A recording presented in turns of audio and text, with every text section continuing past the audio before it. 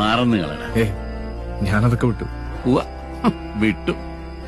ചരിത്രം പരിശോധിച്ചറിയാം. ഈ പ്രേമിച്ചവരിൽ നല്ലൊരു ശതമാനം അങ്ങോട്ടോ ഇങ്ങോട്ടോ ചതിച്ചിട്ടേ ഉള്ളൂ. നീ അടിക്ക്.